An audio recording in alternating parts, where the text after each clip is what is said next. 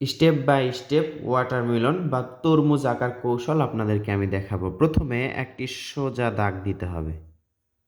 এই দাগ থেকেই এবার ভাঁজ করে বা অর্ধবৃত্তের মতো গোল করে উপর দিকে এটার সাথে মেলাতে হবে। আবার কি করতে হবে, একই ভাঁজে দেখুন আরও একটা দাগ হবে এবং উপরে এই দাগের সাথে আস্তে আস্তে মিলে যাবে। এবার কি করতে হবে দেখুন, এই রকম হালকা দাগে একটা শেপ করে নিতে হবে, তরমুজের মতো একটা শেপ করতে হবে। এই যে আমরা প্রথমে হালকা দাগ দিয়েছি, এরপর আমরা গাঢ় করছি। প্রয়োজনে আপনি রাবার ব্যবহার করতে পারেন।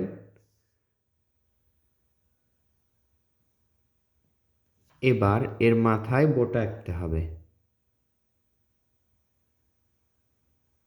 মোটা, এরপর আস্তে আস্তে চিকন। এবার হালকাভাবে কয়েকটি দাগ দিতে হবে। কোথা থেকে দেখুন, এই যে দেখুন, এটা খুব হালকা করে দিচ্ছি আমি যেন বুঝতে পারি এরকম। এরপর এই পাশেও আরেকটা হালকা দাগ, একটু বাঁকা করে তরমুজের যে শেপটি আছে সেরকম করেই।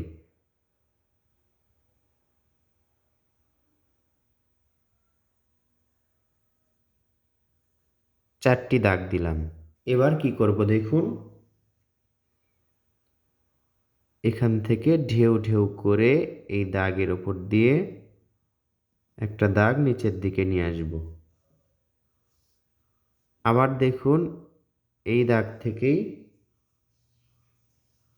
ঢেউ ঢেউ করে দাগটি আমরা ডাবল করছি, নিচে হবে চোকা। আবার দেখুন, এটাও ঢেউ ঢেউ করে নিয়ে আসবো একেবারে নিচে পর্যন্ত। আবার এখান থেকেই আমরা ডাবল করব। চিকন পেন্সিল হলে দাগ দিতে সুবিধা হবে। এই দাগটি অবশ্য অনেকের কাছে কঠিন হবে, কিন্তু এভাবে হালকা দাগ দিয়ে যখন আপনি আঁকবেন এই দাগগুলো দেওয়া আপনার জন্য সহজ হবে।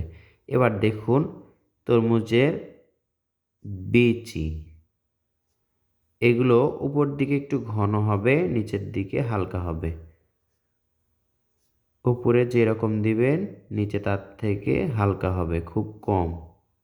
তরমুজে রং করা অনেক সহজ। দেখুন, প্রথমে আমরা গাঢ় সবুজ রং করে নিচ্ছি। কোথায় কোথায় গাঢ় সবুজ রং হয় আপনারা দেখে বুঝে নিন। মাত্র 2-3টি রং দিয়েই তরমুজে রং করা শেষ হবে এবং সহজ রং। এবার হালকা সবুজ রং দেখুন, খুব ইজিলি আমরা করছি। তাহলেই তরমুজে রং করা শেষ হবে। এরপর লাল রংটি আমাদের বাকি থাকবে করা। আপনারা ভিডিওটি শেষ পর্যন্ত দেখুন এবং উপভোগ করুন, নিজে শিখুন, অন্যকে শেখান।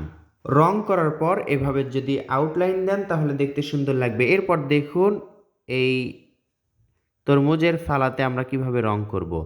প্রথমে লাল রং করে নিব। ধাপে ধাপে আমি আপনাদের রং করা শেখাচ্ছি। প্রথমে এভাবে লাল রং করে নিতে হবে একটু ভাঁজ করে। এরপর গোলাপি রং নিচের অংশে করতে হবে। আপনাদের যদি প্যাস্টেল রং থাকে তাহলে এই রংটি করা আরও সহজ হবে এবং সুন্দর হবে। এই গোলাপি রংটি লাল রঙের সাথে ঘষে ঘষে মিশে দিতে হবে। এভাবে রংটি করা আপনার জন্য সহজ হবে। আবার দেখুন, সাইন পেন বা মার্কার পেন দিয়ে এগুলো একটু কালো কালো করতে হবে।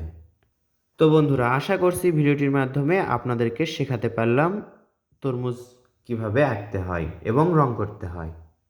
এটাই সহজ নিয়ম বা কৌশল। বড় করে ড্রয়িং করলে আরও সুন্দর হবে, এটাই আশা করি।